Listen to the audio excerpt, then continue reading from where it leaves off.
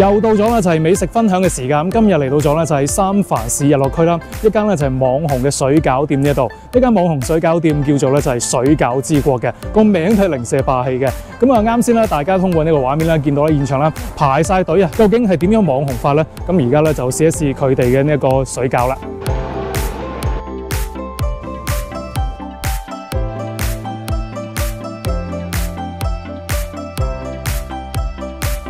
哇！咁快已經有得食啦！咁啊，面前咧有3碟嘅水餃之國新鮮包嘅水餃嘅，有3款口味喺度啦。咁我肚咧就非常之餓嘅，所以咧我唔客氣啦，就唔同大家咧就咁詳盡去到講呢一個水餃啊點靚食法啦。咁我而家馬上試食啦。咁啊食水餃咧，當然啦要學翻呢個北方啦，要點翻啲醋嚟到咧就係調下呢一個水餃嘅味道嘅。嗱，呢個水餃啦，喺北方嚟到講咧就非常之有意思，非常之緊要嘅。水餃咧就似呢個金元寶啦，咁所以咧佢哋咧過時過節啦、冬至啦、過年啦都會包呢一個水餃嘅，寓意咧就係話呢個團圓嘅意思。呢個水餃咧就係啱啱點咗呢個醋啦，咁因為點醋咧就可以提鮮呢一個咧就係水餃嘅口感嘅。